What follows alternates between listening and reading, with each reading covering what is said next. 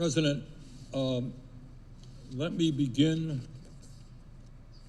by thanking President Biden and Majority Leader Schumer for their leadership in the arduous process which has gotten us to where we are right now.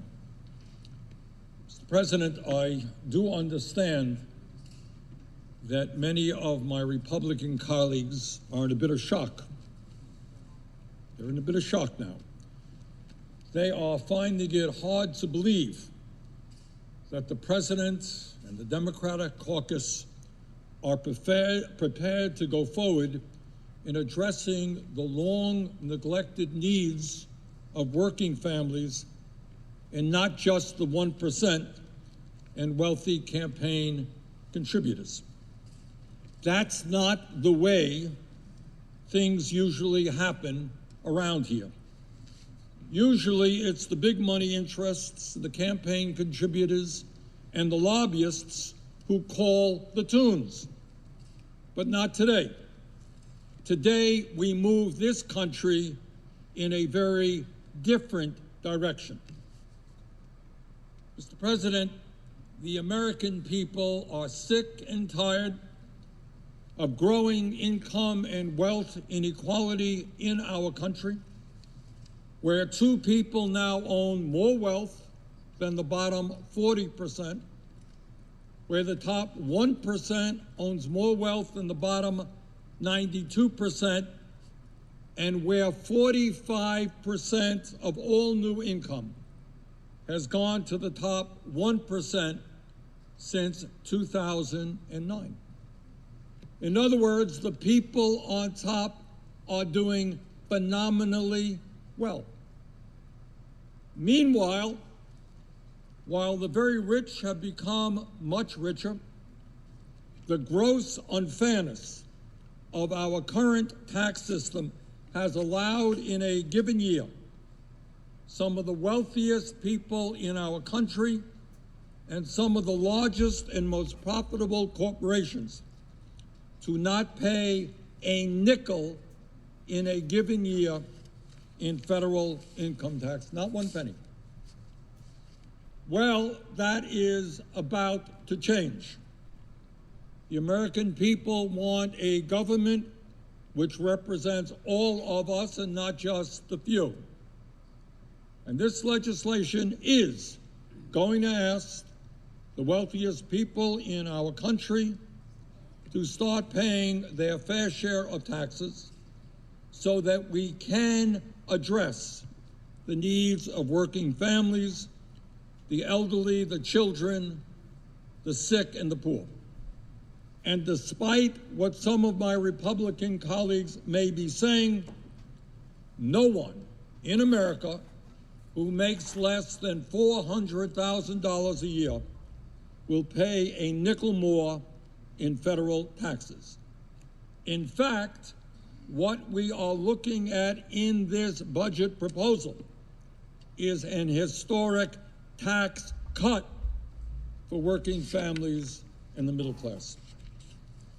Further, and importantly, at a time when California is on fire, when Oregon is on fire, when Greece is burning, and when countries throughout the world are experiencing unprecedented drought, which will clearly impact food production, this legislation begins the process of combating climate change so that our kids and grandchildren can live in a country and a planet which is healthy and habitable. It would be immoral and an absolute dereliction of our responsibilities as elected officials to do anything less. We cannot ignore climate change any longer. Now is the time for our great country to lead the world out of this existential crisis. And by the way, as we address the long neglected needs of working families, And as we combat climate change, we are going to create millions of good-paying jobs, many of them union jobs. Let me very briefly take this opportunity to describe some of what is in this budget proposal. First, we are going to address the disgrace of the United States having the highest rate of childhood poverty of almost any major country on earth. This is the wealthiest country on earth, and we should not have millions of our children living in poverty. This budget is going to provide the long-awaited for help that working parents all over this country desperately need. And when we do that, we will substantially reduce childhood poverty in America. And we're going to do that by extending the child tax credit so that families continue to receive monthly direct payments of up to $300 per child. We began that process in the American Rescue Plan. It has been enormously successful in Vermont and all over this country as parents finally get the help that they need to raise their kids. And in fact, it has helped reduce childhood poverty in our country by 61%. And we are going to extend those child tax credits. Further, we're going to help working parents by addressing the crisis in childcare, by making sure that no working family in our country pays more than 7% of their income for childcare. And all over this country, talking to parents in Vermont, elsewhere, people are paying 25% of their income for childcare so that they can go to work. That makes no sense at all. And under our proposal, no working family will pay more than 7%.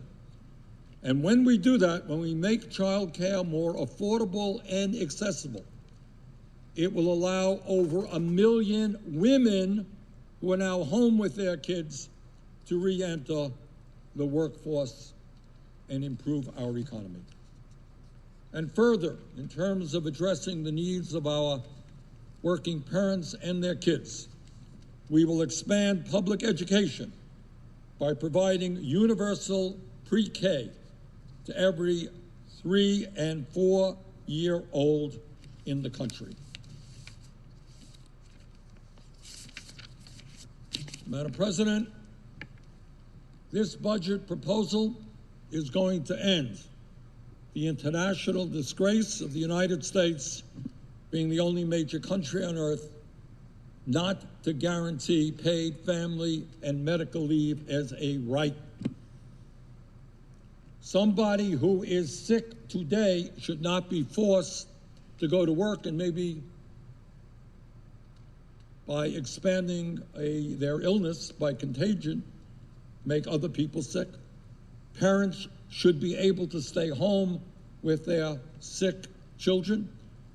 And when a woman has a baby, she should not be forced back into work a week after giving birth simply because she has no income to stay home. Yes, in America, we will join every other major country and guarantee paid family and medical leave. Madam President, we will begin to address the crisis in higher education by making community colleges in America tuition-free. And this will give millions of young people and working people the opportunity to get the education they need to acquire the skills so they can go out and get the good-paying jobs that are out there. It will also give people the opportunity to transfer the 2 years of credits earned at a community college to a 4-year school. Now, I hope In years to come, we will go further. But 2 years of free community college is no small thing. Madam President, this budget proposal begins the process of taking on the greed of the pharmaceutical industry and saving taxpayers hundreds of billions of dollars by requiring that Medicare negotiate prescription drug prices with the pharmaceutical industry.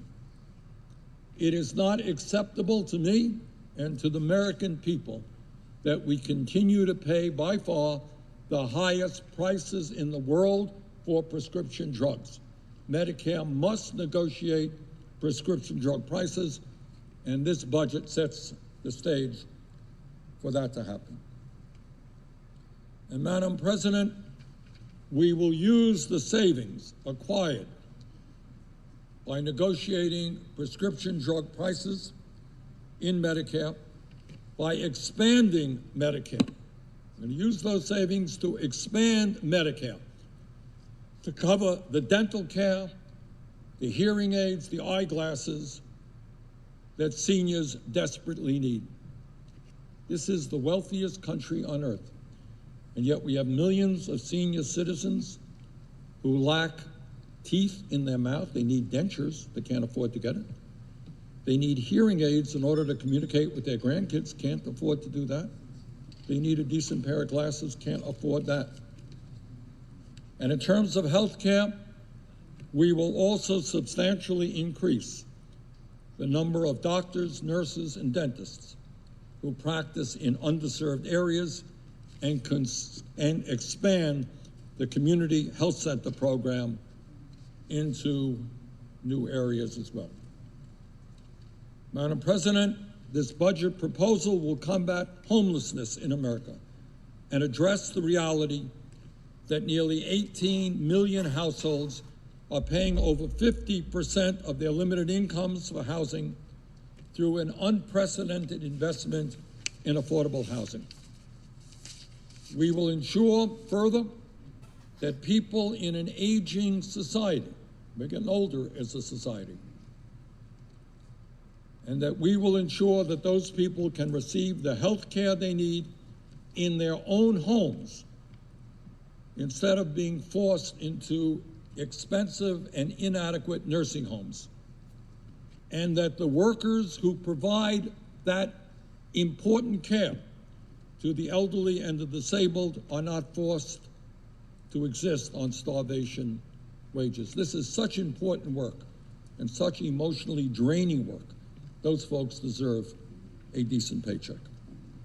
And Madam President, we will bring undocumented people out of the shadows and provide them with a pathway to citizenship, including those very brave workers who have courageously kept our economy going in the middle of a deadly pandemic. Madam President, as I mentioned earlier, we will take on the existential threat of climate change by transforming our energy system toward renewable energy and energy efficiency. Among many other provisions in terms of climate change, we will establish a civilian climate corps which will give hundreds of thousands of young people good-paying jobs and educational benefits as they roll up their sleeves and get to work to help us save the planet. This budget proposal will make it easier, not harder, for workers to join unions in America. Madam President, my Republican colleagues are upset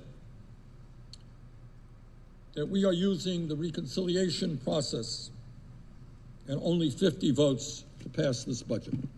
They're very upset about that. But let us be clear. This idea of using reconciliation is certainly not a new idea. When Republicans controlled the Senate, they used reconciliation to pass trillions of dollars in tax breaks to the top 1% and large corporations. When Republicans controlled the Senate, they used reconciliation to make climate change worse by opening up the Arctic National Wildlife Refuge to oil drilling. When Republicans controlled the Senate, they tried to use reconciliation to repeal the Affordable Care Act and throw 32 million Americans off of the health care they had. Well, today it is true.